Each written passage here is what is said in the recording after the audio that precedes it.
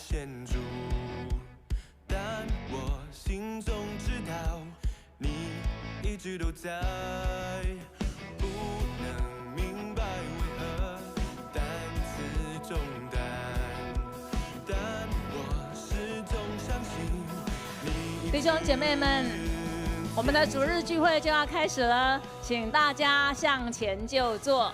我们预备心来领受上帝的恩典，全心全意来敬拜。请大家把手机关机或者关成飞行的模式，谢谢大家。你手上的钉痕彰显十架大爱，我要大声宣告耶稣你一直都在，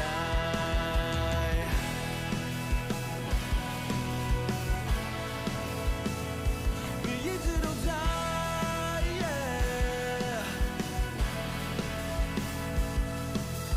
虽然道路崎岖困难险阻，但我心中知道你一直都在，不能明白为何担此重担，但我始终相信你一直牵着我，大山为我挪开，为我挪开，我要大声宣告耶稣你一直都在。弟兄姐妹，大家平安，平安。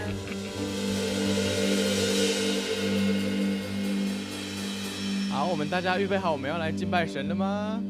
邀请大家从座位上起立，我们告诉旁边人，跟他说：“我今天看见你充满神的荣耀。”我今天看见你充满神的荣耀。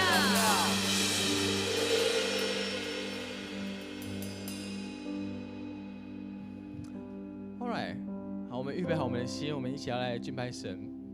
我们将自己的心思意念对齐在神的身上。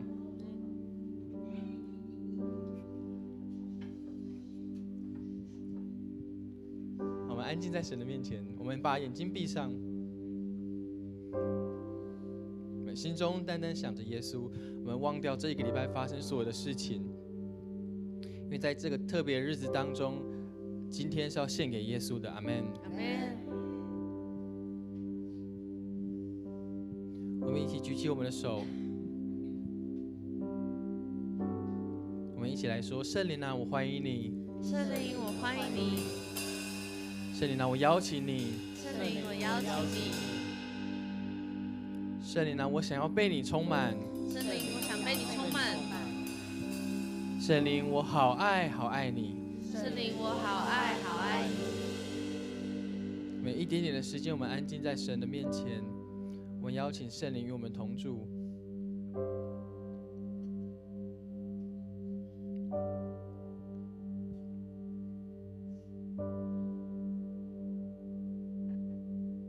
是天父，我们欢迎你的同在。当我们开口赞美的时候，你的宝座就设立在我们当中。主啊，我们要将今天一切的敬拜都献给你。我们全人全心全部的肢体，一切都要来献给你。我们要将所有最大的荣耀都要来归给你，因为你是配得的。你在我们生命当中已经行了那奇妙的大事。是天父，你供应我们，你医治我们，你恢复我们的心，你挪去我们的恐惧，挪去我们的忧虑，你赐下一切的祝福跟恩典，让我们可以在今天还站着，还可以呼吸，可以用动作一起来敬拜神，这就是最大的恩典。阿们，阿们。这时候我们一起用使徒信经，我们一起来宣告我们的信仰。请。我信上帝全能的父，创造天地的主。我信我主耶稣基督，上帝的独生子，因圣灵感孕，由童贞女玛利亚所生，在本丢比拉多手下受难，被钉十字架，受死，埋葬，降在阴间。第三天从死人中复活，升天，坐在全能父上帝的右边，将来必从那里降临，审判活人死人。我信圣灵，我信圣而公之教会，我信圣徒相通，我信罪得赦免，我信身体的复活，我信永生。阿们，阿们。你告诉旁边，跟他说，在神没有难成的事，在神没有难成的事。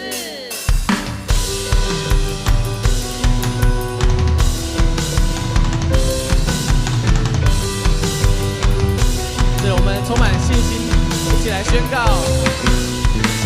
芥菜种的信心，可以将大山挪开，相信神的应许，可以跨越困难。信心的祷告，神都听见，大声的宣告，勇敢向前。在你没有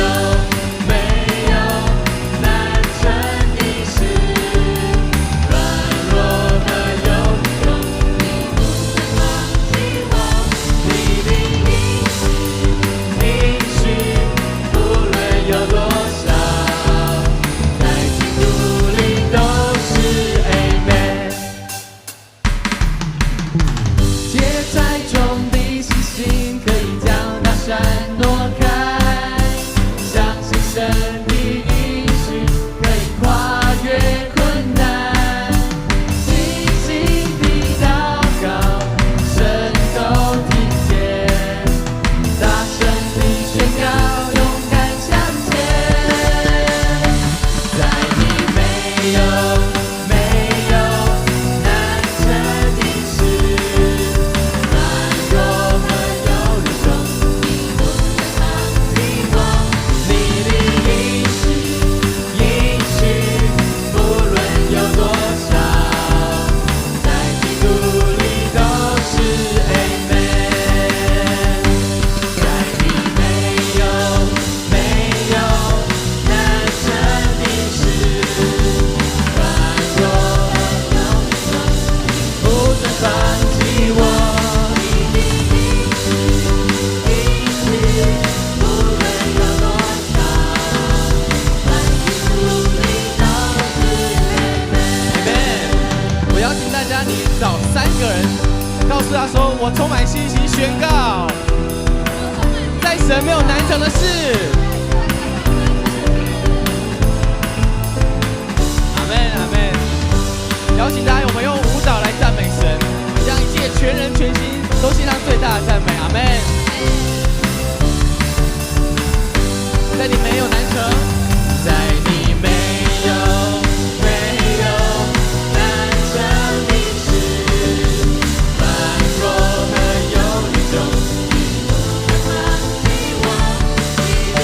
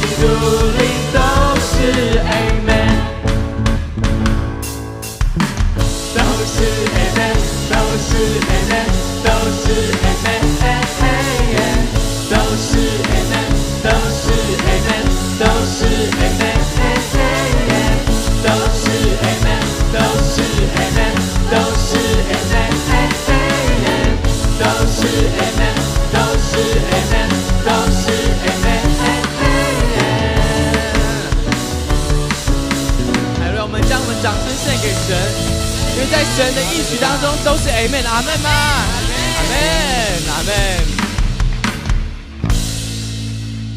是当我们充满信心宣告，任何困难在我们面前都要倒下，阿们。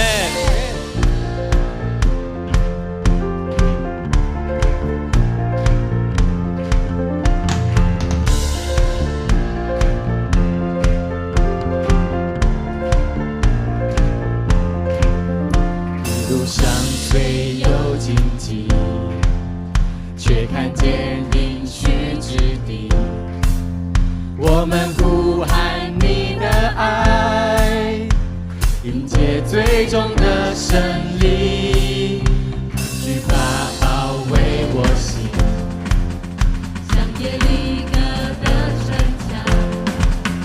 我要呼喊你的爱，就看见恐惧倒塌，用我一生来歌唱。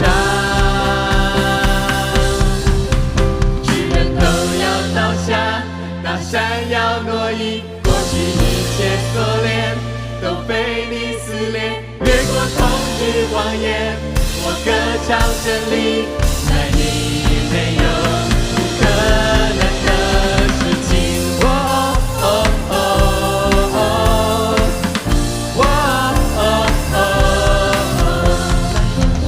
黑暗隐藏，愤怒偷走你荣光。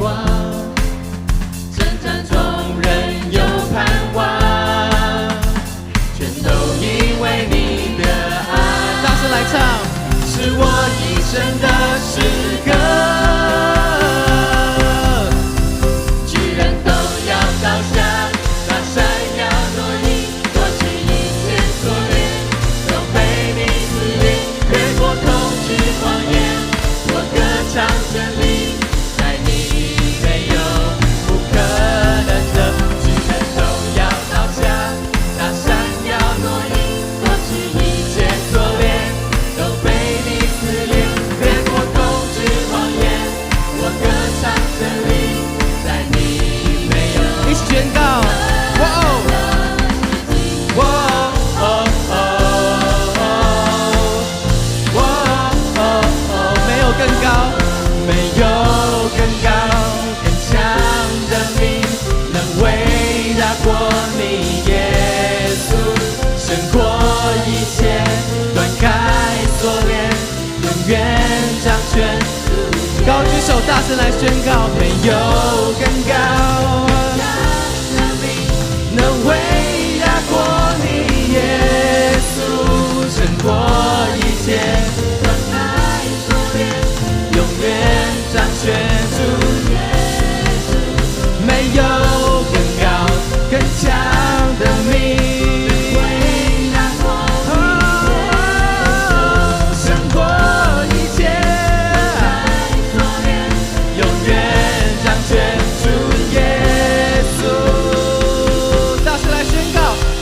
都要倒下，大山要挪移，过去一切锁链都被你撕裂，越过恐惧谎言，我歌唱真理，在你没有不可能的，巨人都要倒下，大山要挪移，过去一切锁链都被你撕裂，越过恐惧谎言，我歌唱真理。宣告我的事情，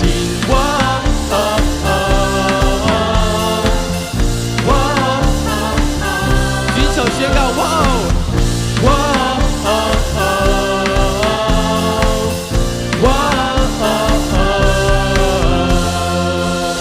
将我们掌声献给神，哈利路亚！是了神的百姓，我们大声的呼喊，哈利路亚！哈利路亚！哈利路亚！我们将一切赞美献给神。我们相信，我们依靠神能胜过一切困难。阿们吗？阿们，阿们。这个创造世界万物的主，既然也是我们心中的主，他在乎我们每一个心思意念，他也在乎我们每个想法。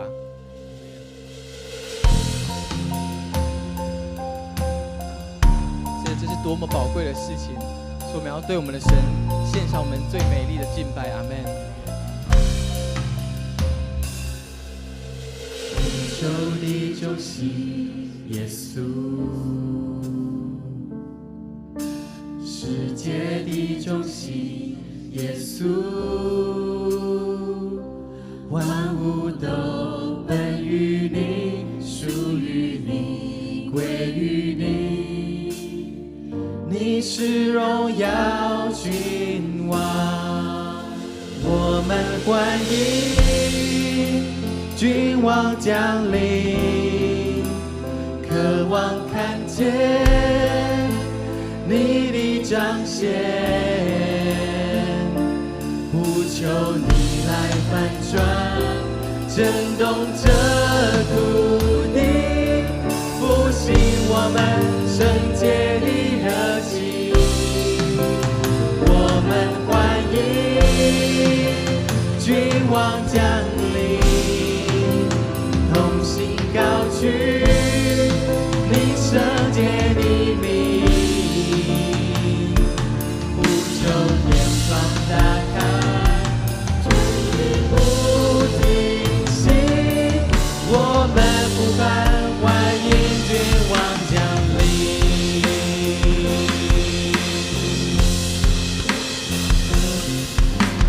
宇宙的中心，耶稣，世界的中心，世界的中心，耶稣，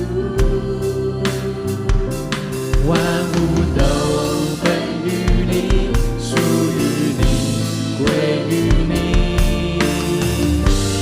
是的，我们将敬拜献给荣耀的君王。我们欢迎君王降临，渴望看见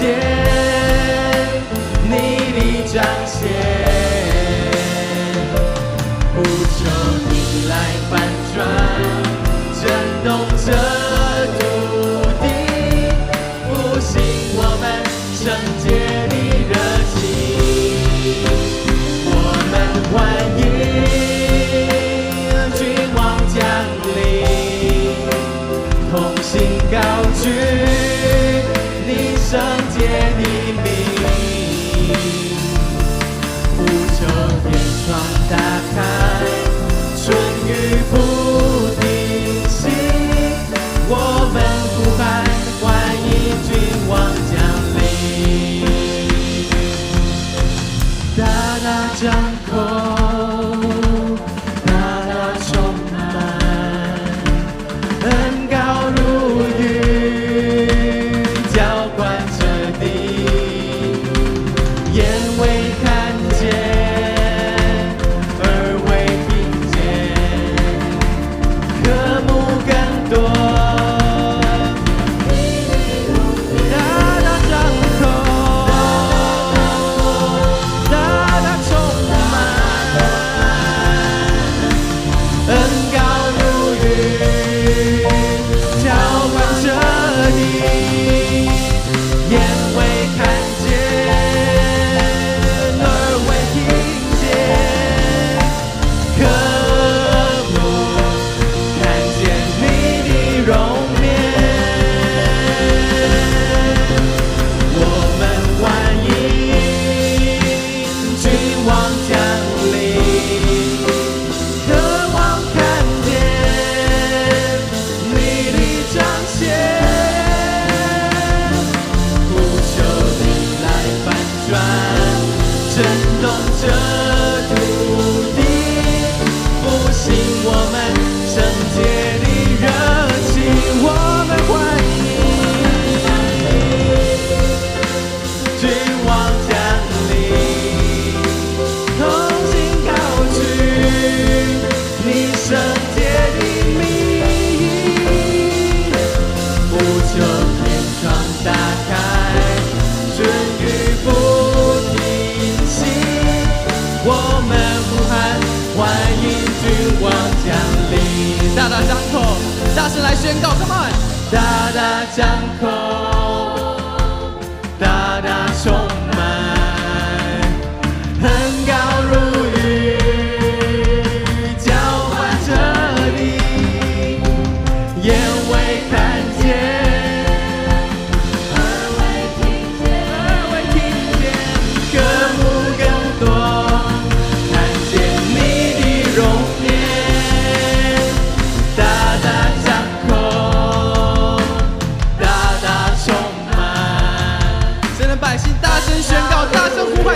神，Come on，浇灌这地，也未看见，耳未听见，渴慕更多，看见你的容颜。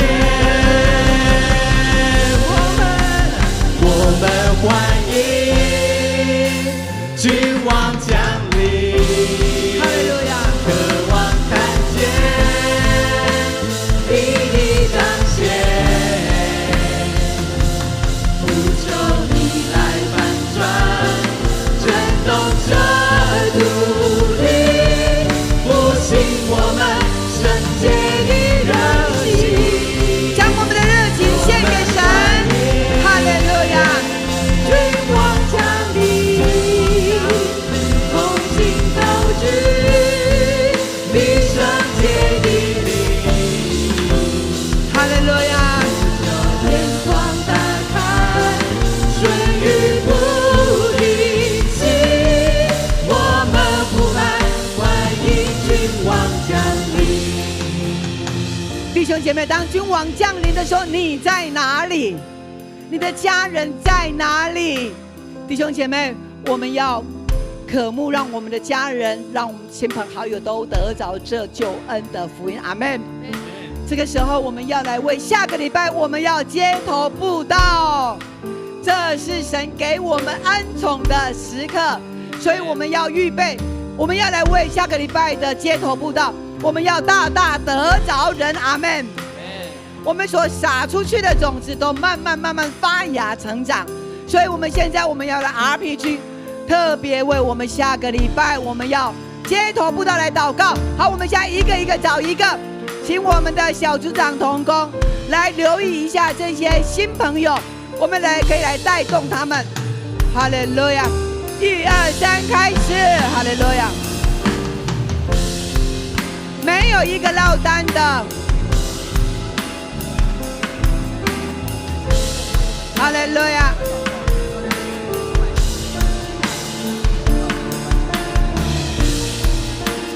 我们来察觉一下有没有落单的，我们同工来带领他们。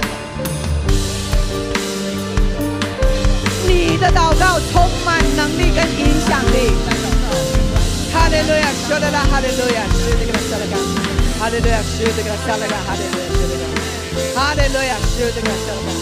哈利路亚，是这个撒拉嘎，哈利路亚！主啊，我们为我们的街头布道，主啊，这是你所带来的，主啊，你给我们这样的福音，我们要到全地，主啊，奉耶稣基督的名来传福音。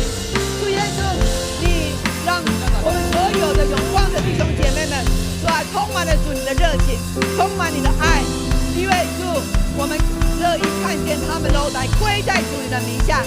祝你的灵大大的充满，哈利路亚，哈利路亚，感谢主，谢谢主，哈利路亚，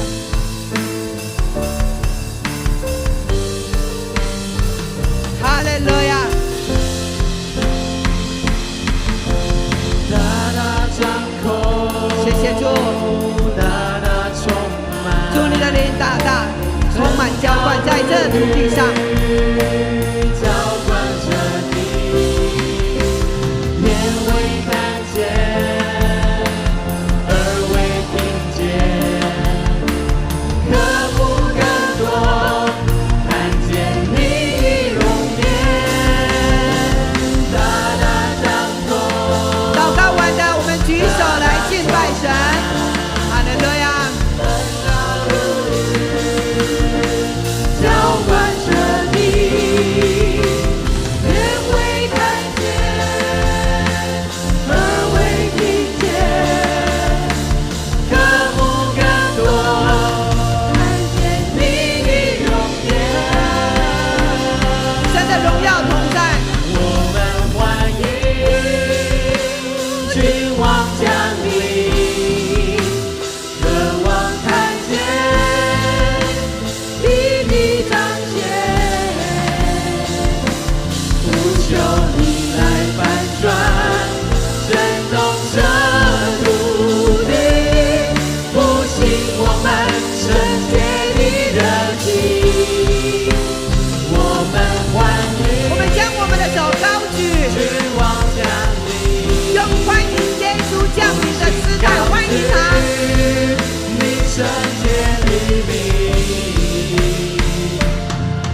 求天窗打开，春雨不停息，我们呼喊欢迎君王降临。将我们的手高举，欢迎耶稣。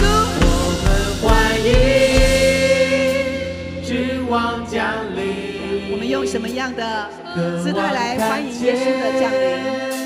你的彰显，是的，我们渴慕，呼求你来翻转，哈利路亚，震动这土地，复兴我们圣洁的热情。我们欢迎君王降临，同心高举你圣洁的名。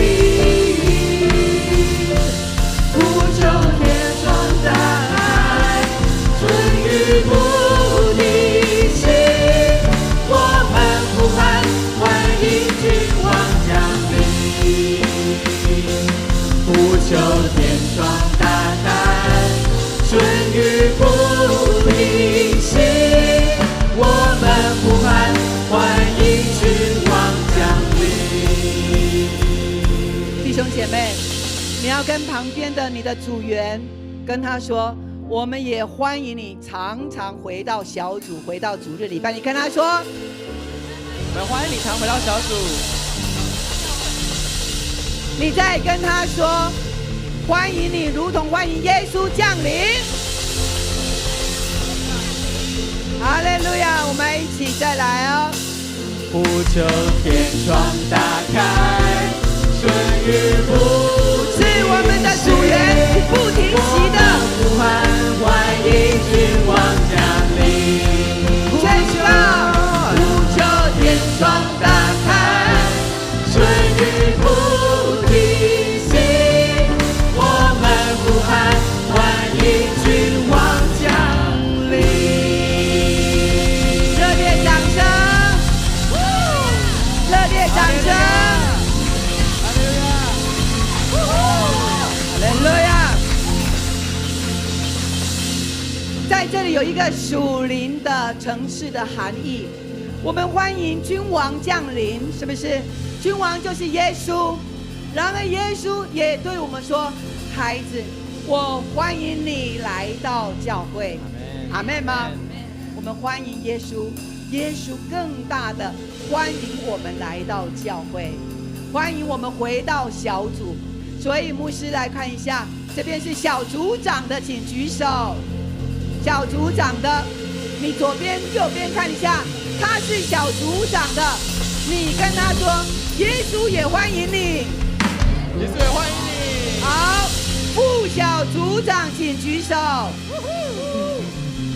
好，你跟副小组长说，你的欢迎我一定来，你的欢迎我一定来。哈利路亚！守望者举手，守望者，哇！你跟他说，我愿意跟随你的脚步，我愿意跟随你的脚步。哈利路亚！我们都欢迎君王降临，不论在教会在家里面，并且我们每一个主日都回到教会来敬拜他。礼拜天跟旁边你跟他说，礼拜天要来敬拜神，不要榨干你的身体。敬拜神不要榨干你的身体。哈利路亚！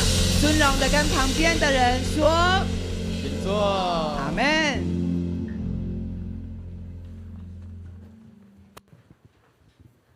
这个时候，我们要来攻读圣经。圣经记载在历代志上11章1到9节。历代志上11章1到9节，我们齐声来攻读，请。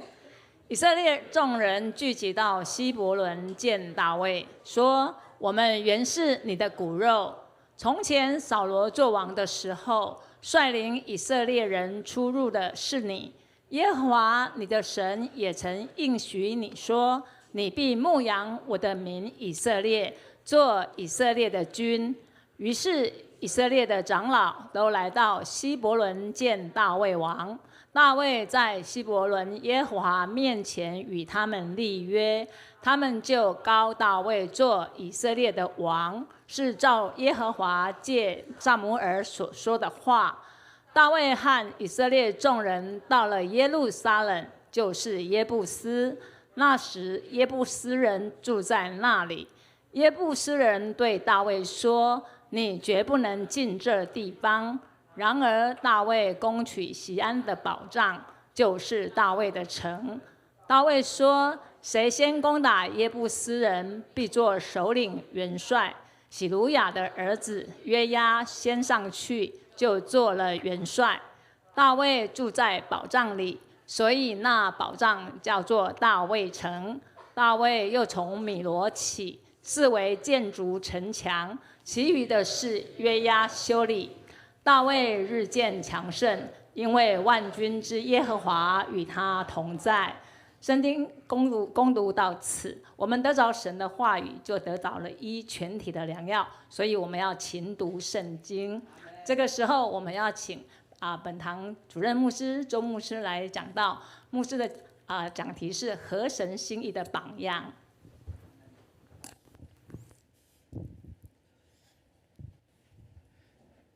亲爱的弟兄姐妹，大家平安，好久不见了，对不对？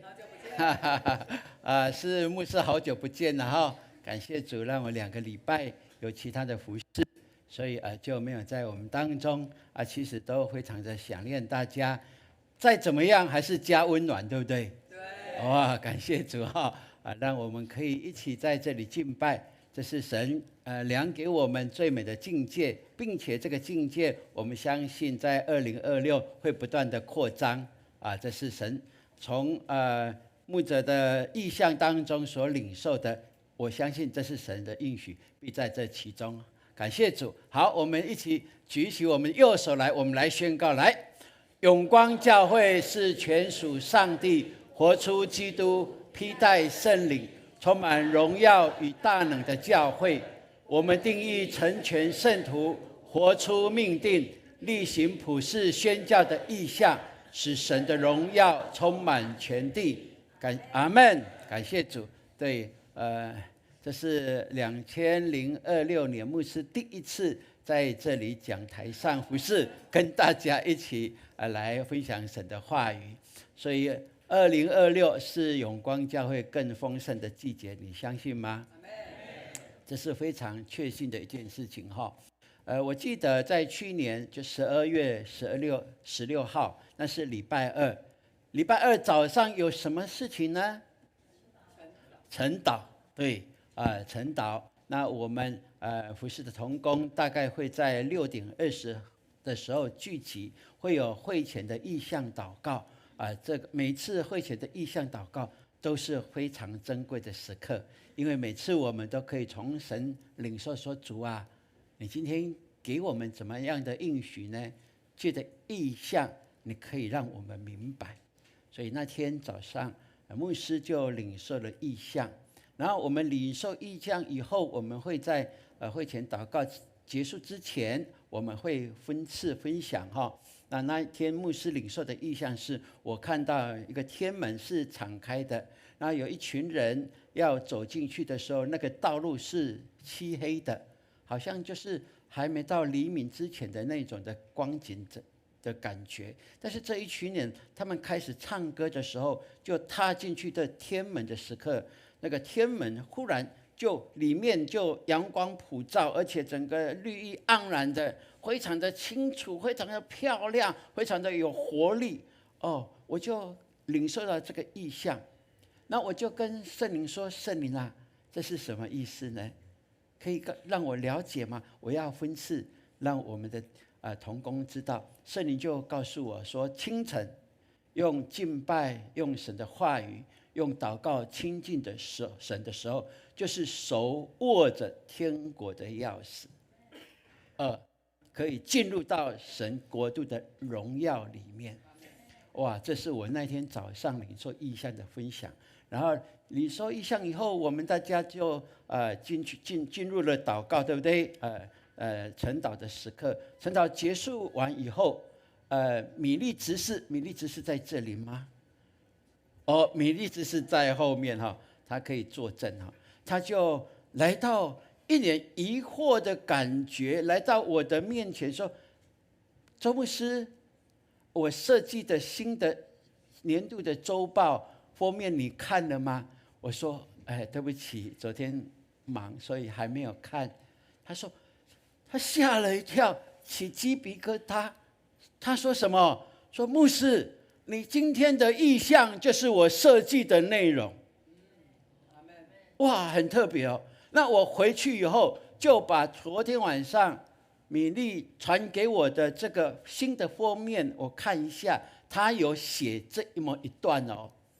他写的哦，米粒，我一个字都没有改哦，里面的字就是这样哦，说牧师平安，新周报设计终于能给你过目了。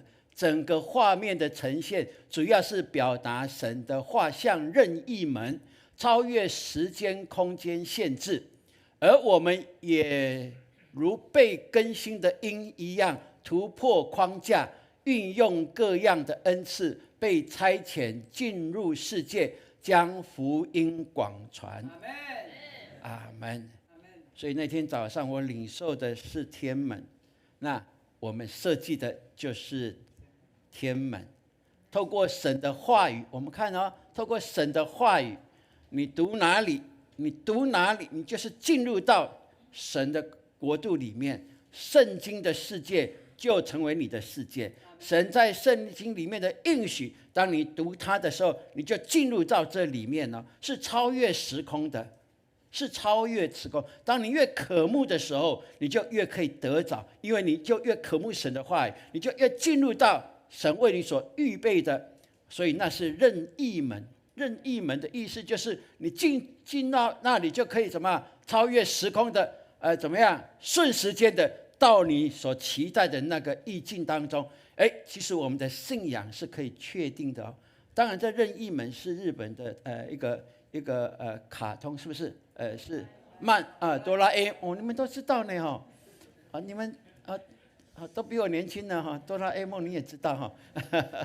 对他的一个意象哈。那我相信这是神给我们的，所以我们今年双年度的主题就渴慕恩赐，突破界限。我今天早上看了这几个字，发现说好像太大字了，我请重做一下，小一点，那不会压迫的感觉。你看牧师连这个小事都会在意哈，没办法，这是神给我的。但不管怎么样，你可以发现吗？连这么小的事情，连一个周报，圣灵都要来做感动沟通的事情呢。连这么小的事情，周报明年不是要换了吗？后年就一定换了，不是吗？对，这么小的事情，圣灵都在对我们说话，何况我们教会任何的人事物，神会在意吗？他一定在意，不是吗？哇，这是非常棒的一件事情，让牧者我们更有信心说，对，这是属神的教会，并且是神掌权的教会，并且我们是顺服圣灵往前走的教会。所以为什么敢勇敢的宣告说2026是神加倍恩典的季节呢？是因为我们知道神有同在。阿们。这是非常关键的，所以我们可以来宣告，来2026预备，来2026是永光更荣耀与倍增的季节。阿们。那你是永光人吗？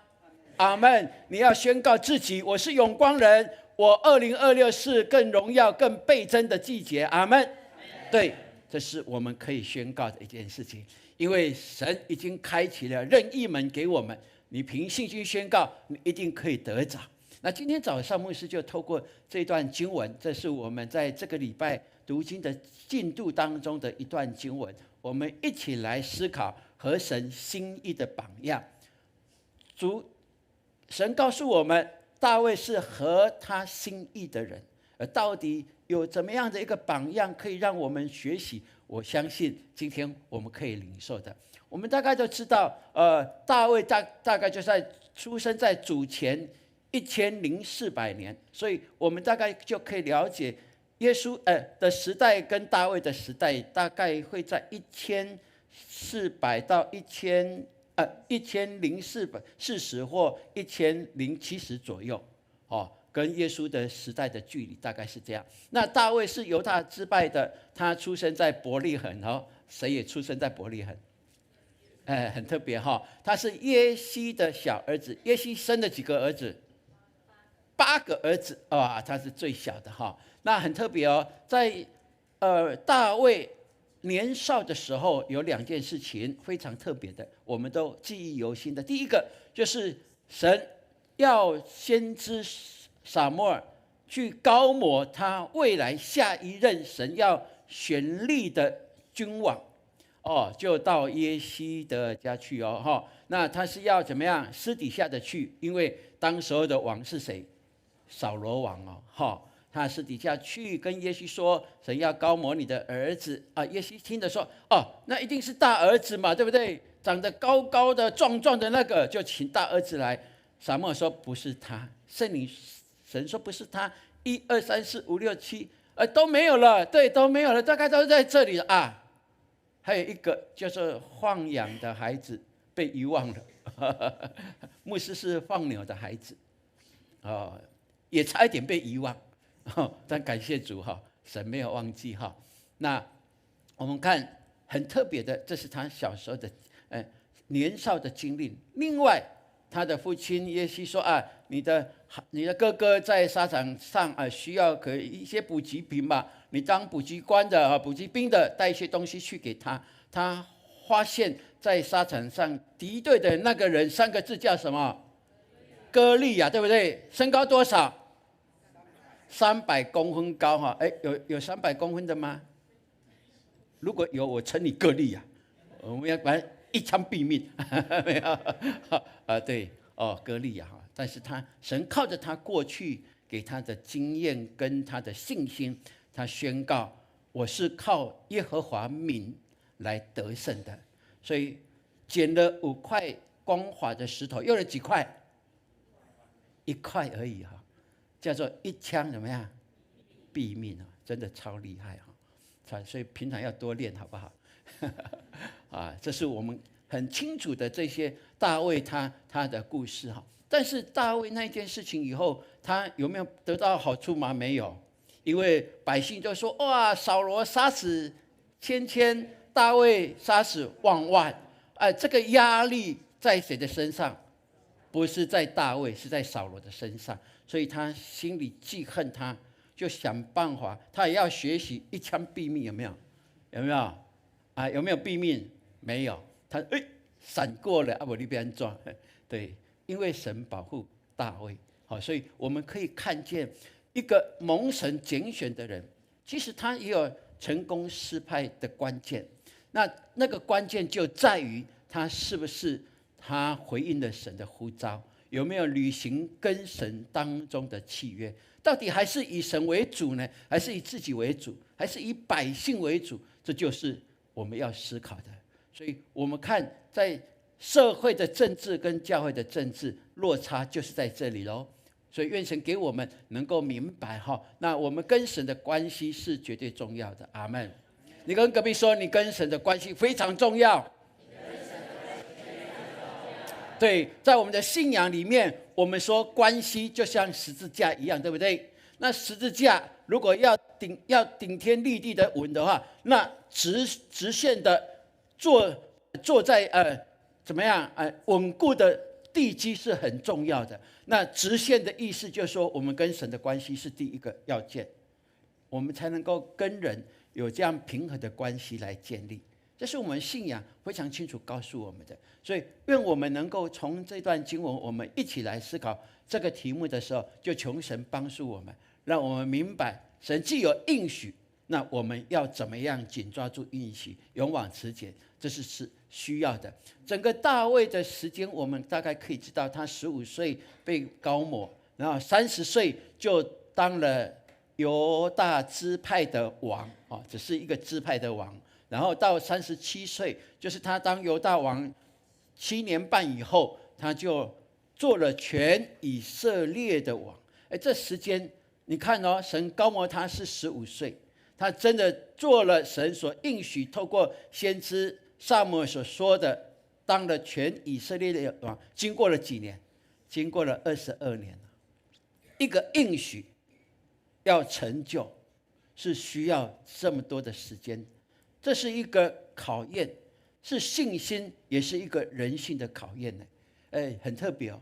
那我们就看见神给他在位40年，而且到如今，神所应许的都在大卫的后裔，那个后裔就是耶稣基督，完全的来成就了。所以这是我们可以看见的。然后我们从10章，今天我们读11章嘛，10章就很简略的，为什么第一个首任的王是被神所弃绝的呢？因为他刚换了神，他不顺从服神，所以呢，在战场上我们看到他跟他3个儿子同一天都被杀。然后接续下来，我们11章就看见众人就来到希伯伦，向大卫说很重要的，他说：我们原是你的骨肉，从选扫罗王做王的时候，率领以色列出入的是你哦，不是扫罗，是你哇！并且他们非常清楚哦，耶和华你的神也曾允许你说，你必牧养我的民以色列，做以色列的君。哇！以色列人原来他们晓得过去大卫对整个国家的建树在哪里，并且他们清楚神拣选了他，高摩了他，要牧养他们。牧养2个字对大卫来讲熟不熟悉？为什么？因为他叫牧羊人啊，所以他熟悉牧养，怎么牧养羊群，怎么样细心照顾这些羊群，怎么样谦卑与这些羊群在一起，怎么样带领羊群往前，要做领头羊。他非常的清楚哦。所以说到牧养，他就明白他必须要用谦卑的心，要专心的来服侍。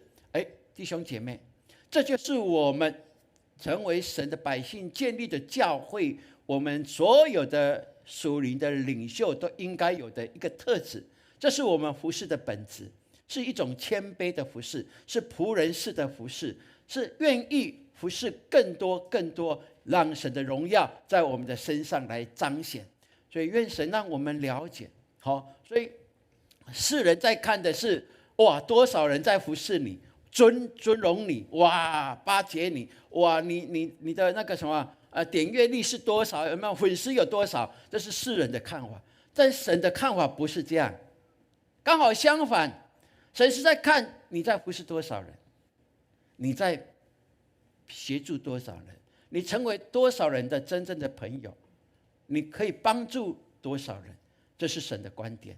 因为神要我们用仆人式的方式来服侍，不只在教会，在你的工作的地方，即便你是主管了，你也应该明白你是基督徒，你的领导方式跟社会的不一样，不是权威式的，而是仆人式的，这是必要的。这个方式才能够让你彰显神在你生命当中的那个特质，基督的特质，那是一份的荣耀。因为神怎么样把至高的降为卑，把自卑的升为高，这是天国的原则，跟地上的完全是相反的。所以愿神给我们明白这样。所以我们看以色列百姓就依着大卫过去他的言行来肯定他，并且他知道他有神在应许在他的身上，所以他们就立他为全以色列的百姓。所以这就是我们从使徒行传13章22节所看到的，神亲自说，我寻得耶西的，我们一起来读来，我寻得耶西的儿子大卫，他是合我心意的，凡是要遵行我的旨意。使徒行传13章22节。是的，这就是我们看神为什么器重看重大卫，是因为他是合神旨意的，遵行神旨意的。所以愿神帮助我们今日谦卑的服事，可以成就明日神的荣耀的彰显。那要不要？那要相信的。所以为什么我们能够宣告，你我未来是更荣耀的？因为我们是谦卑服侍神、服侍人的人，并且我们遵行神的旨意，让神的喜悦在我们当中看见他更多的作为，来彰显他的荣美。所以让我们明白，我们神有对我们的一切的应许都记录在圣经里面，在耶稣基督里，一切都是怎么样？是的，并且要成就。只要我们在耶稣基督里，我们相信神的应许都必然成就在我们生命上。所以我们来宣告，来紧抓应许，勇往直前。阿们。更美好的在前头，不要这样子以为满足了，不，神量给我们的是更宽广的境界，是让我们能够更相信他与我们同在。所以感谢主，我们看耶路撒冷是非常一个特别的，在整个人类历史当中一个很重要的一个点。而这个点到底是怎么样，我们来看在耶路撒冷大概在主前3000年前就已经有这个城市了这个城的而且在亚伯拉罕的时代就是一座有人在统治的。那摩西带领以色列人本来想要攻取这个地方，但是他们没有办法攻到上层，只有攻下层。但是上层比下层更厉害，所以这是我们今天所看的上层我们称它为是锡安的宝藏当时候是耶布斯人他们所统治的大概耶布斯人在这里统治，在大卫之前大概有统治400年了。这个城你以为很大吗？我告诉各位，以当时候大卫的时代来算，耶路撒冷大概是45000平方公里。那我就想说公尺，我就想说那有多大呢？我后来想一想，永和国小你们最知道，读永和国小的举手一下。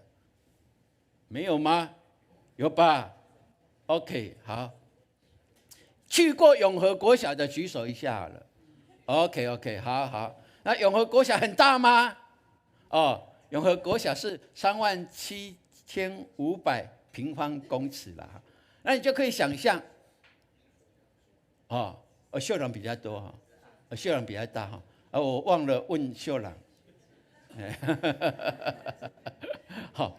不管怎么样，你就可以想象嘛，大概是这么大概一个国小的面积，这样就是这个耶路撒冷当时候大卫城的这个大小大概是这样。那很特别因为它的地点非常的重要，它刚好是南北的一个要塞。你要往南往北大概都会经过这，往东往西也是一样那它离东离地中海大概55公里。离死海大概22公里左右，它的高度大概接近800公尺。那800公尺的感觉是怎么样？你有去过九族文化村对不对？九族文化村大概700公尺高，那你就可以想象是在山峦那边嘛对，一个半山腰。他们这个是山峦不是半山，鱼池是半山腰嘛有更高的山河在后面嘛那不管怎么样，你就可以了解，而且很特别它三面都是峡谷或者是那个溪谷，所以很好守，很好那个看守所以唯有北面那现在本来大卫的时代北面就是山，那现在呢后来所罗门在那里盖了圣殿然后后来的回来的重建圣殿都是在谈到北面的部分，而现在是清真寺在那里。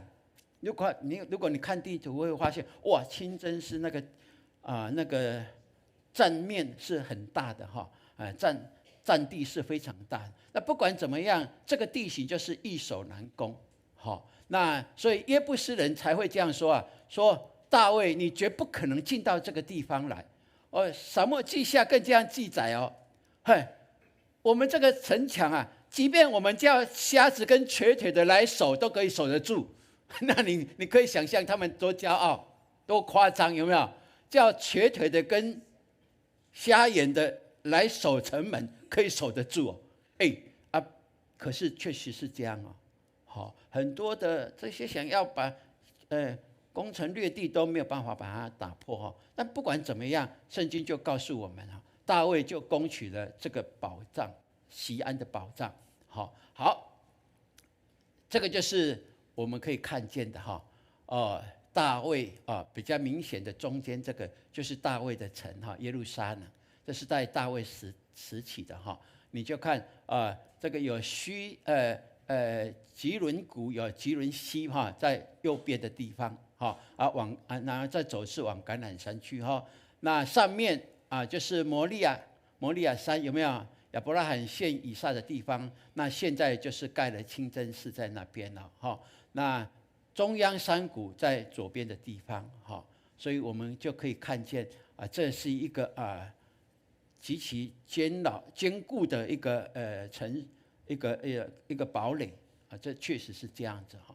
然而神让大卫可以攻取这个锡安的宝藏是怎么样呢？有2个说法，一个说法就是说，大卫就命令约押从这个西井的底部攻进入城里面，就是从这个基训泉这个泉源因为城内都一直有水，你知道吗？有水就可以可以活下去，所以你给他围城围了1年2年，他们都不害怕，因为一直都有水泉出来这是他们一个非常重要的一个关键所以从这里我们可以来了解说，大卫已经让全以色列人认同他，也设立他为君王以后，即便这固若金汤的堡垒，神也能够把它送给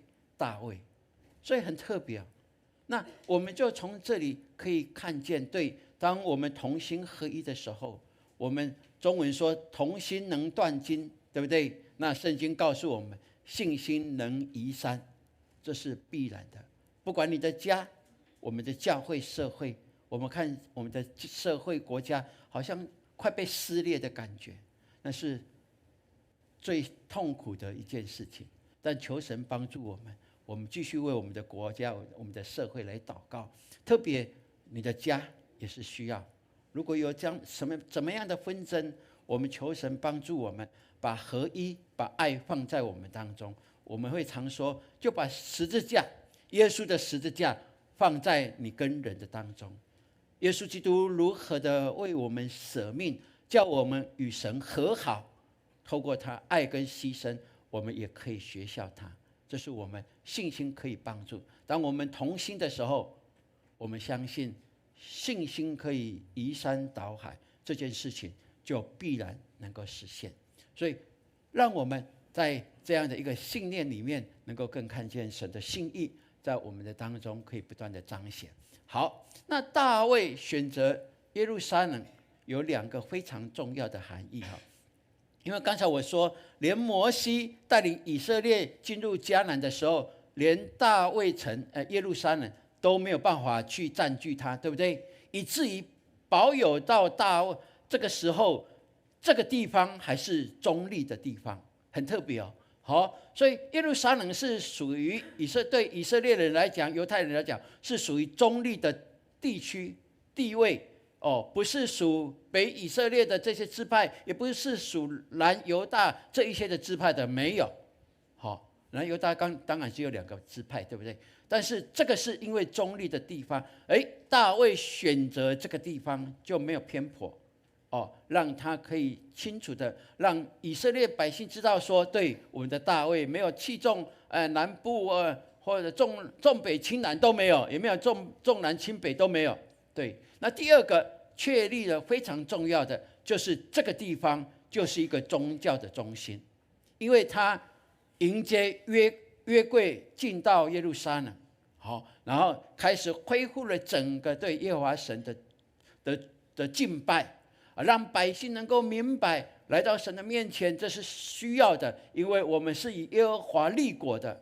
亲爱的弟兄姐妹，所以我们看见这个是非常奇妙的一件事情。而当大卫有这样的行动的结果，第9节就告诉我们了。大卫日渐强盛，因为万军之耶和华与他同在。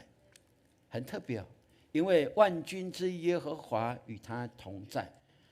是的，但是更重要的是，大卫选择了他神所喜悦的，他顺服，他忠心于他的信仰，他知道神所应许的要成就，但是他会先守候，等候是一个功课，对不对？他等了多久？22年，就照着神所应许的最后来成就，并且神给他的是超乎人所想象的。到如今，我们还在诉说、见证他的故事。所以，如此我们看见一个合神心意的生命，都是从最平凡的小事开始。15岁牧养的时候，大家在那里庆功宴，对不对？哥哥们都不在身旁，他还是执守他的本分，看好他的羊群，以至于神提着他来到神的面前，被神所喜悦，被神所使用。他小小的这些甩石机，对人来讲，这是没有什么好本领，但是神使用这小小的器具，让他的名被高举起来，这都是超乎我们想象的。而如今你我也在做超乎你想象的事情。当你用心的敬拜神的时候，当你在最小的事上尽忠服侍神的时候，当你在公司尽你的本分，多一点的心力，让你成为神的见证的时候，这都是神要继续提升你的时刻。我相信这是我们可以的。所以神不在乎你是什么身份，神在乎的是你是否忠心的顺服在他的真理之下。所以忠心和顺服必蒙福。阿们。好，我们来宣告，来，忠心和顺服必蒙福。是的，有一本书叫做《从 A 到 A Plus》，就是从优秀到卓越是柯林斯所写的哈。那它里面有一个原则叫做刺猬原则，它表述了说，狐狸是非常精明，狡猾，是非常厉害的，但是它面对着刺猬的时候都是无者。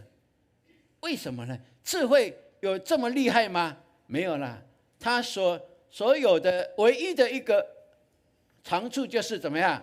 人要攻击它的时候，它就怎么样？就这样就这样而已啊！人家攻击它，就这样而已。所以那狐狸呢，想尽办法，有没有？都找那个细缝啊，找那个想尽办法要来抢夺啦，要来杀掠啦。但是面对刺猬，他总是无者。他运用这个原则，让许多的企业家重新思考。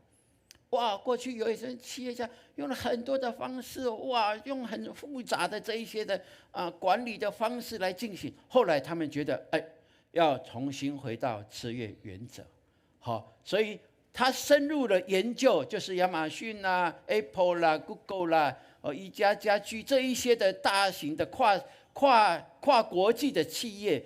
后来就是他把这个论调确定以后，许多的企业家就循着这个方向来，很特别。那我就想说，如果刺猬原则用在基督徒跟教会的身上，我们会怎么想？你可以思考，到底是怎么想？也许你要重新来看过，到底你的忙碌的这一些是真相还是假象？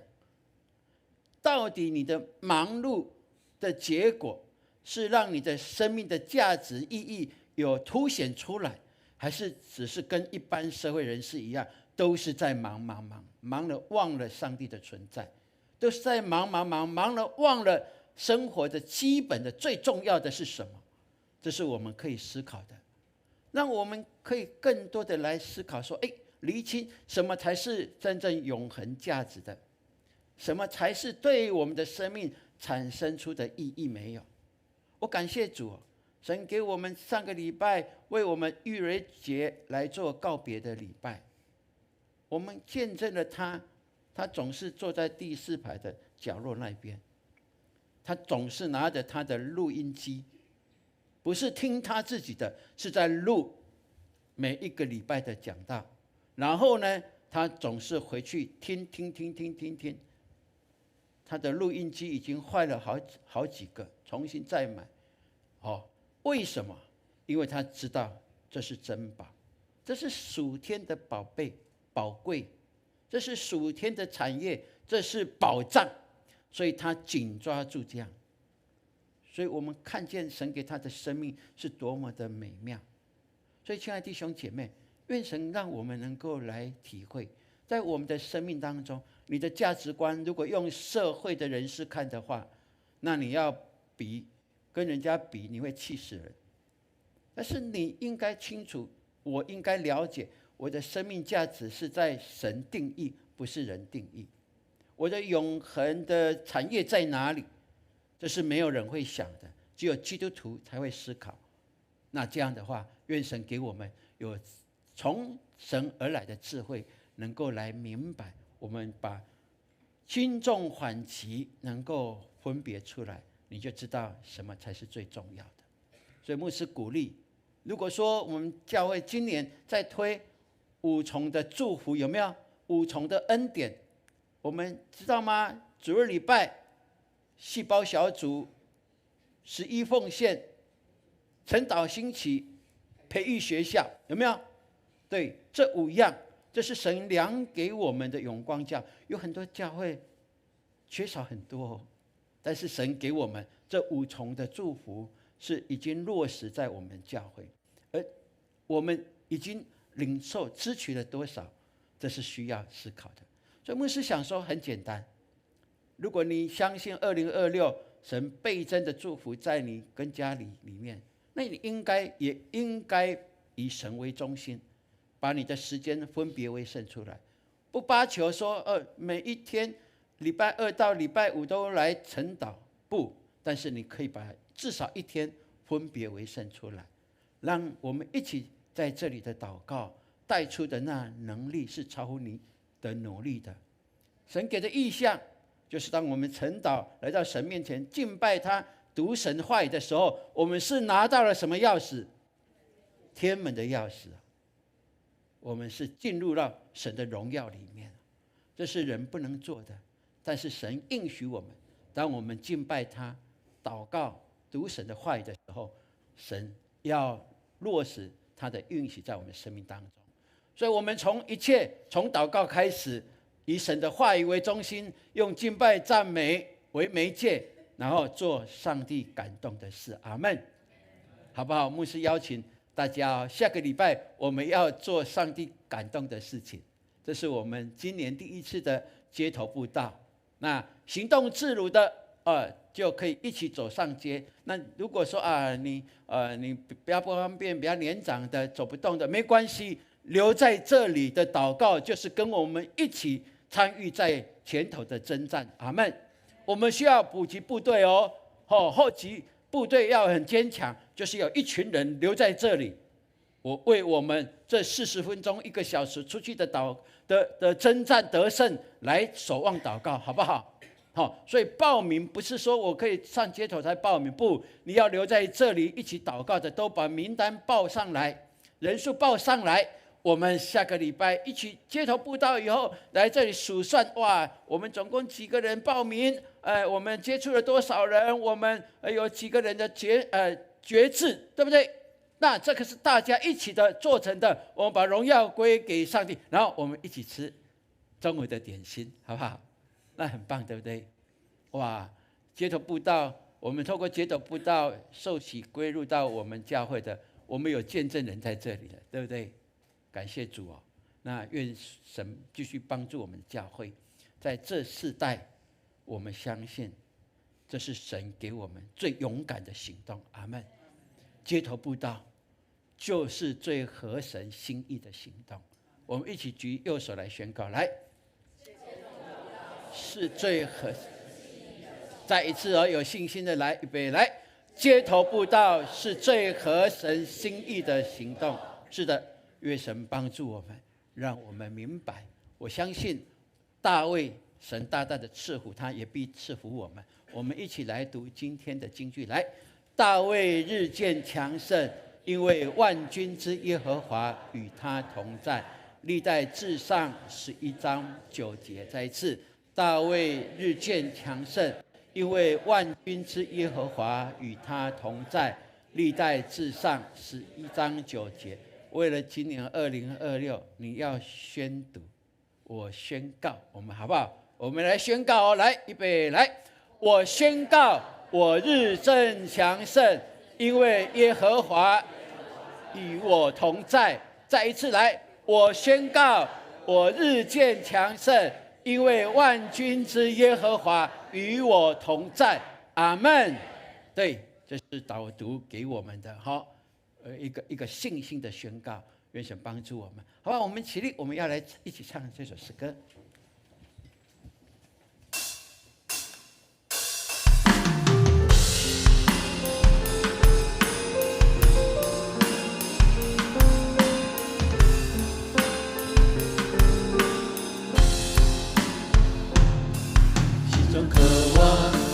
见你的容颜，进入你的同在，荣耀彰显，齐心独一，在你施恩座前，卸下重担，全心紧紧跟随，心中渴望照见你的容颜。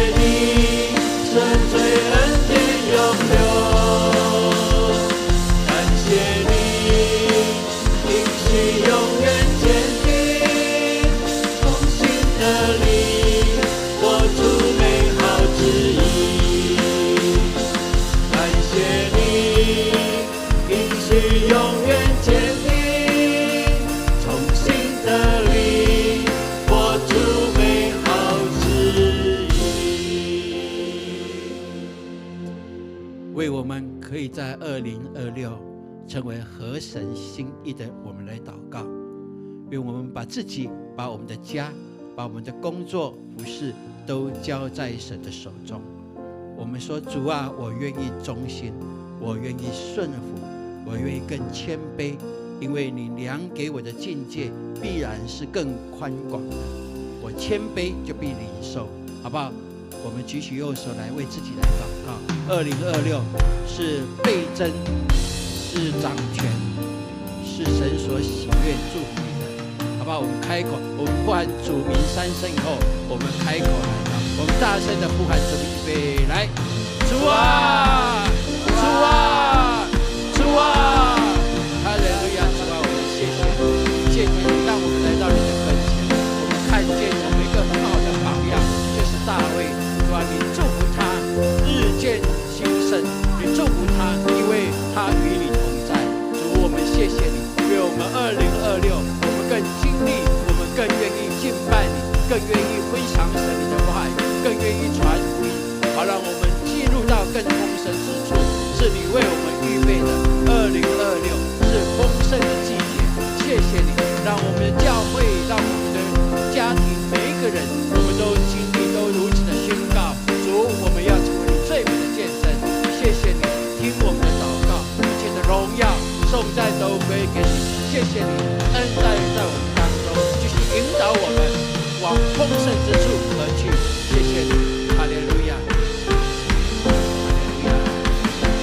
感谢你垂听我的呼求，感谢你赦罪恩典永留。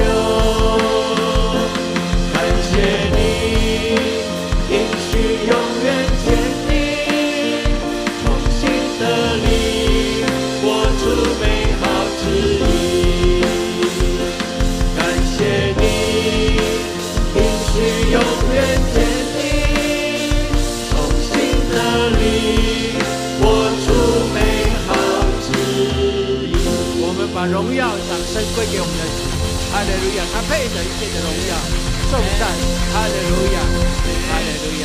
谢谢主，哈利路亚！弟兄姐妹，请坐。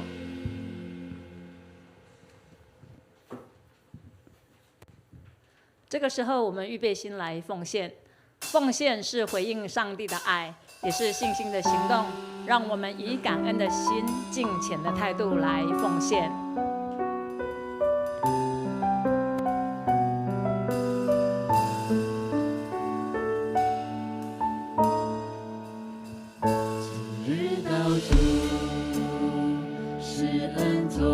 开始奉献，谦卑领受生命活泉，神灵触摸，从心的灵，报答主恩，诚心所愿，甘心乐意，全心全意，一切所有。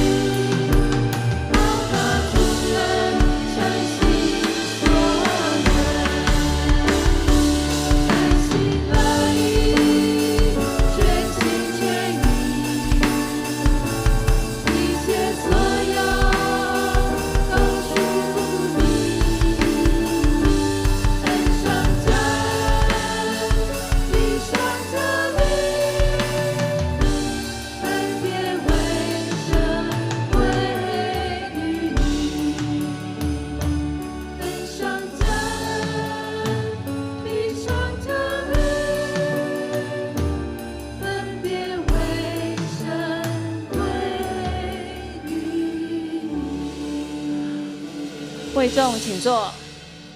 事工分享，请牧师主持。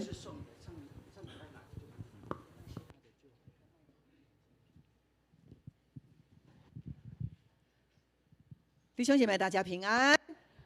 这个时刻呢，是我们的消息分享时间。我们下个礼拜是街头布道，我们来看上一回我们街头布道的影片。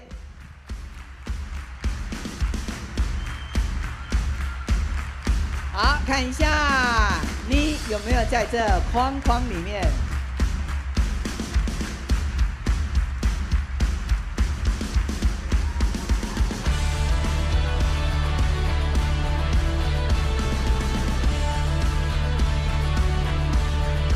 传福音是神量给我们的产业，而这产业是永恒的。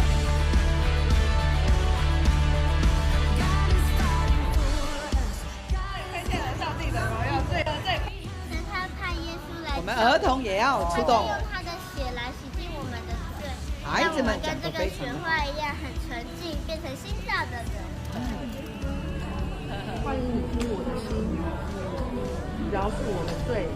洗净我的污秽，使我得那只鸟也在跟着念，决志了。我们各个小组哈，我们的小组长带着信心、勇气，带着我们的小组的小羊，都有非常美的见证。进入到人的家里面，把福音、把爱、把福气跟平安带入，好不好？所以这是在我们的社会当中，现在是最明亮的作为，就是传福音。上一次我们接触呢是1055个人，我们一起来说，来，一起来，请来，去幸福小组，去。感谢主，我们把这一切我们看到我们的小组长带领我们，我们的弟兄姐妹互相的陪伴，这就是我们的美。好，我们为这个影片为上一次大家所做的，再一次把掌声归荣耀给神。跟旁边的人比一个赞一下，你说下一次我们再一次出击。哈利路亚，感谢主。好，接下来我们来看一下我们的导读。好，我们一起来念来，我们都当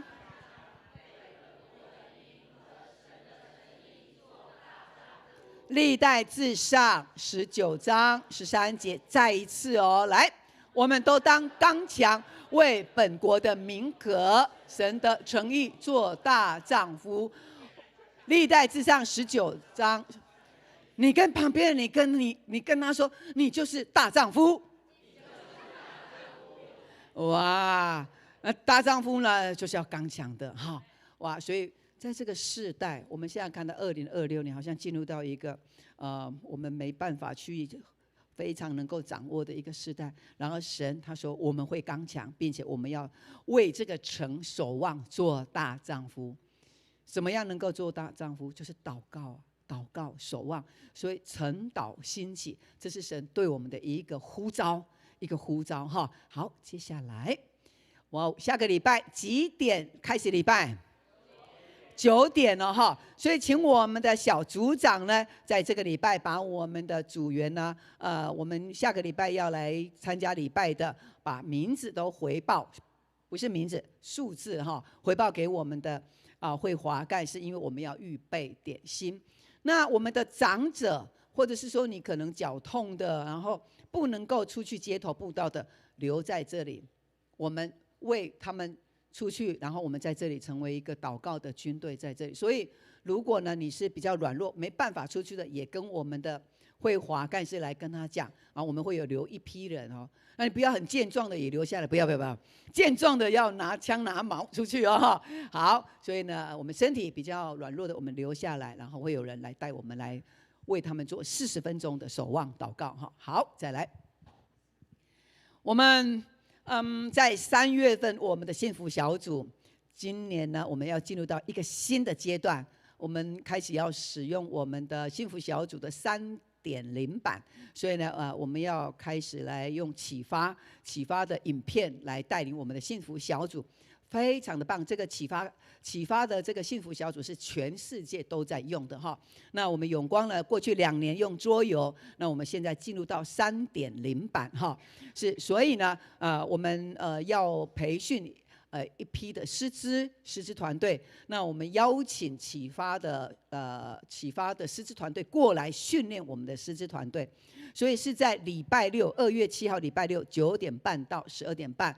你如果有接受邀请的，一定要准时出席，因为这是外面的讲师过来带我们的一个训练会。好，接下来，那我们细胞小组铁三角领袖训练会就在也是一样2月7号。来，牧师问一下，你是铁三角的，请举手。铁三角同工，请举手。OK， 好，我们铁三角呢，一定都要接受这个训练，因为呢，这一次关乎到我们的幸福小组3.0版的介绍。好，所以呢，早上是师资团队的训练，下午就换我们铁三角的领袖的训练会。所以我们的内容呢，是启发课程的3.0版的一个简介。再来，我们呢会有小组长以及我们的长老要来分享我们的培育课程。我们再一次的来回顾，让我们再一次被激励眺望，好，让我们在牧养里面呢，具备一个更从神来的一个属灵的恩膏。然后另外呢，我们会谈到牧养跟陪跑，陪跑。所以我们这一次的主题呢，今年的主题铁三角的训练就是从陪跑到什么？从陪跑到倍增。所以呢，我们今年呢，我们会很着重在教练式的，然后是陪跑、陪伴、陪跑、陪伴，让我们在牧养里面感到不是孤单一个人。铁三角那个凝聚力，并且不是只有在小组里面，你逐日一定要参加，因为这样子你能够从神，然后从更多弟兄姐妹领到那个更多的爱哈，这就是一种的扶持的力量。然后呢，第4个是我们的牧区跟小组呢，我们开始会有实战的操练。所以呢，牧区的区长跟我们的小组长回去一定要赶快来做统计，然后来跟我们的民家干事来回报哈。我们铁三角呢，大概会将近有120个人哈，所以呢，我们要来做一些统计，然后要做一些预备。如果你没有上这个课程的话，你就没有办法在铁三角里边来带领哈。所以这个是我们很基础的训练。那可能同工说，我以前训练过了。我们现在都是新的了，好，所以不是在用过去的一些的模式，我们现在会有新的模式出现，好，所以铁三角，请我们都拨时间来参加。另外呢，我们在上个月12月的时候，有27位的弟兄姐妹受洗转籍，我们在这次2月呢，也是我们受洗转籍的一个恩典的时刻。那如果你还没有受洗的弟兄姐妹，牧师鼓励你。把握这个最美的时刻，2月1号就是你受洗的时间，2026年是你受洗一个丰盛的时间。当你受洗之后，你的生命就完全改变，因为有后盾、有基础，你有八股，好，所以你一定要有受洗成为你的一个依靠、一个基础，哈。所以呢，小组长留意一下，然后我们的同工留意一下，弟兄姐妹如果还没有受洗，因为这是一个恩典，然后这是一个礼物，非常棒的礼物，哈。可以用到永恒，所以一定要跟他说你要受洗哦，哈。好，再来，哇，我们复活节今年很早，我在3月几号呢？3月29号，所以呢，我们圣歌队1月都还没有过年就要开始练歌了，因为我们要为耶稣的复活节预备献出我们的歌声，阿们。所以呢，谁可以参加？谁可以参加？每一个弟兄姐妹，为了耶稣。为我们而复活，我们愿意一起来唱，然后用我们的歌声献给神，也做见证。好，我们永光教会，我们有设立学校，那这个学校你有没有参与了？是，所以我们既然是永光的家人，我们都了解我们的学校在教什么。所以还没有上过的培育学校的，还没有上过的，请举手一下来。还没有上过的。OK， 好，我们非常的欢迎每一位家人都进入永光的学校来领受培育哈。好，这个对你个人、对你的家庭对你整个的生命带来一个极大的一个翻转跟更新，都在我们的生命更新与培育学校里边哈。所以我们赶快来报名，可以享受早鸟价。好，再来导读经文，我们有导读经文哈，这是。OK， 好，哇，这一叠，这个是姓名洪明煌，明煌长老哈，对，我们都把神的话语都吃进去了，把它抄写的时候就成为我们的力量。这个这么漂亮的是，这个抄写者周信荣，感谢主哈，是，所以如果我们还没有教的。今天可能要赶快把它交出来哈！哇，这是牧师的多颜色的，好，黄绿蓝靛，好，牧师都有分配好哈，是，所以今天要交起哦。今年你开始写了没有？谢谢牧师，开始写了吗？有开始写的举手。好，我们一定要互相支持哦哈，然后把神的话语写下来，哇，这是一个。非常得力的，好，所以小组长呢，今年你一定要鼓励你的组员要 RPG， 然后要写导读经文。小组长，你没有写的，不用拍手，你举手一下。小组长，没有抄写经文的，没有，还没有写的，你那么开心的笑，志豪，我点名了，你没有抄写啊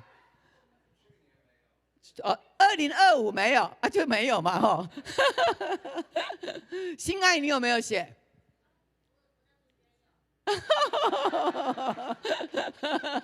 这个组长反应很快哈，组员写的都算在他身上。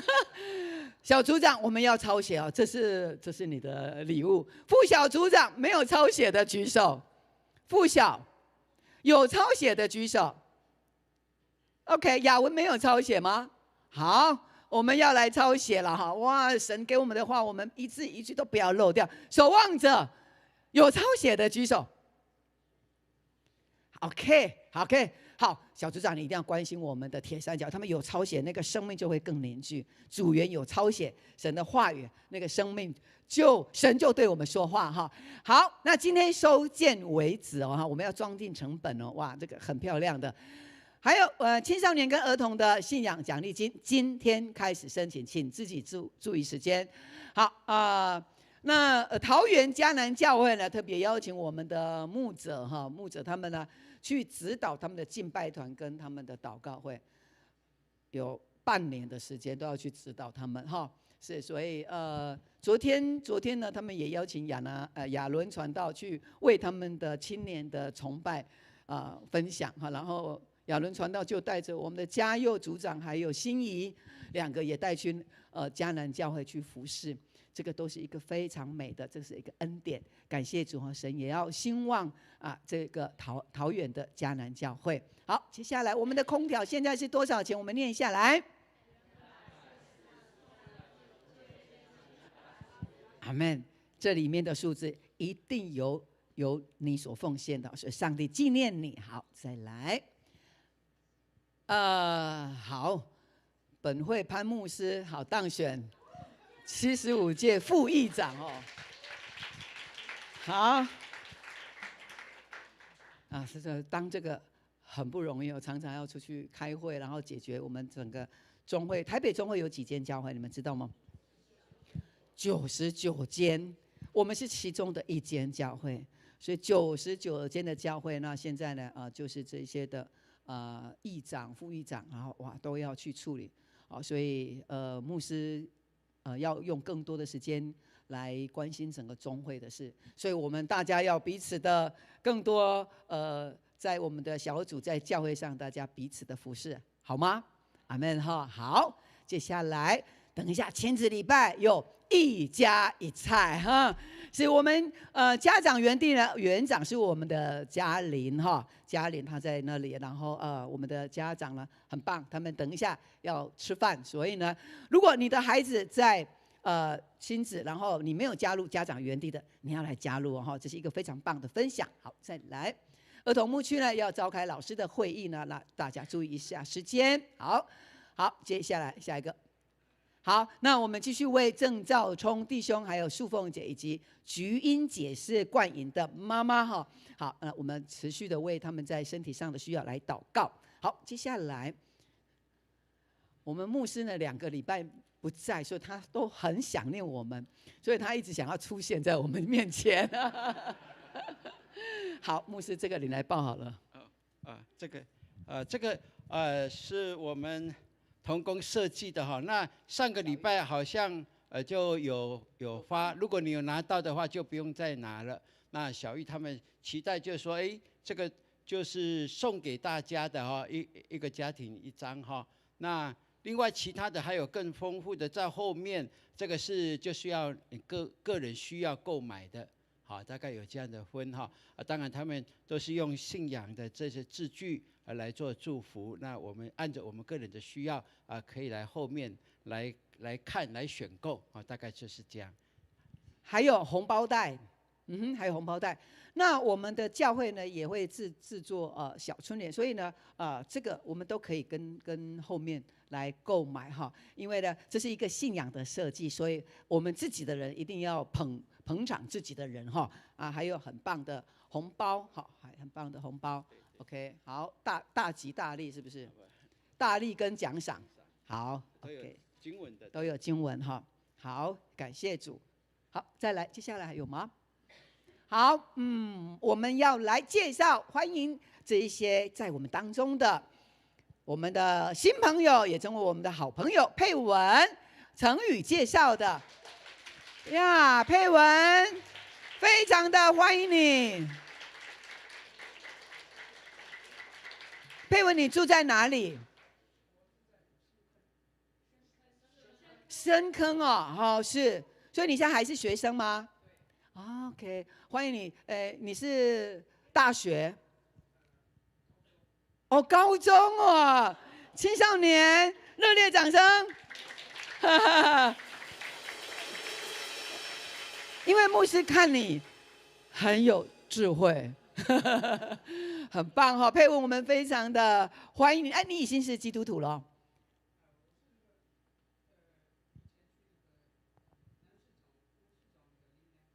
OK， 是，所以今天是跟成宇一起过来。成宇，好，我们每个礼拜都希望看到你，阿妹吗？欢迎我们的佩文，请坐。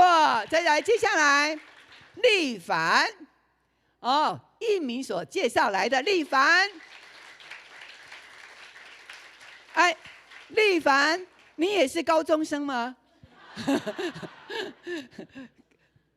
跟佩文一样，是，所以呢，你是一名的朋友，同事，哇，因为我看你很像高中生，很年轻呀，所以呢，我们每一个礼拜都欢迎我们的丽凡跟一鸣来到我们当中，阿妹们，依次的欢迎呀，丽凡，我们。 每一个礼拜看到你，然后神的祝福都要在你的身上，在你的工作不容易，对不对？呀，但是靠着祷告，你看那个一米是怎么样走过来的？是欢迎你啊！好，那请2位我们的佩文还有丽凡呢，我们新朋友来，我们迎宾团队来送礼物给我们的新朋友。好，那我们其他旁边的人弟兄姐妹，你跟他说，今天看到你，我超高兴。 我们的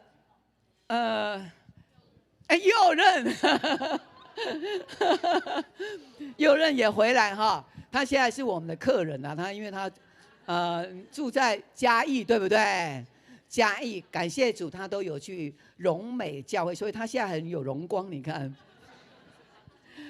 感谢主哈，他在那边很殷勤的服侍神，所以在永光建立的底子都非常的棒哈。好。 那也看一下你的组员没有到的，然后呢，了解一下，为他祷告。下个礼拜我们还要再见面，你跟旁边你跟他说，下个礼拜要见面。一同起立，我们彼此来祝福。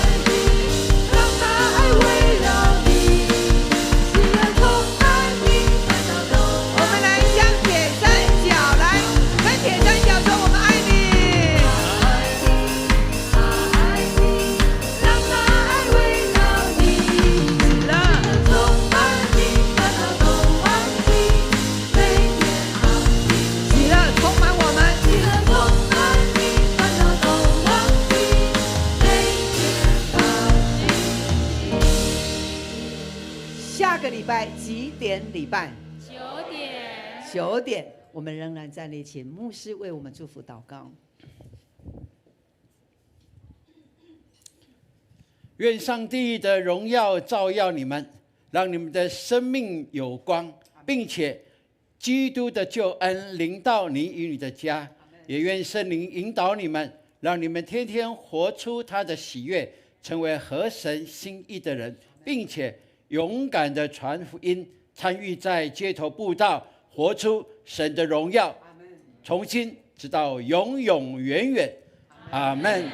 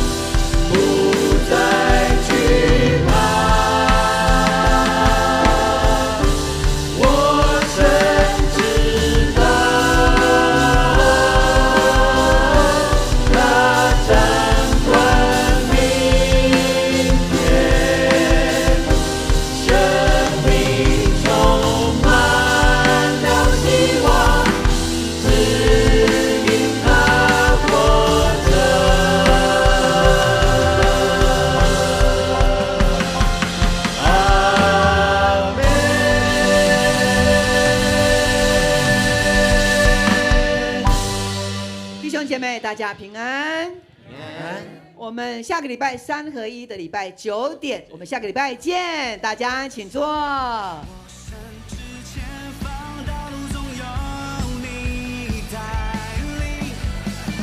耶稣，所有见证都指向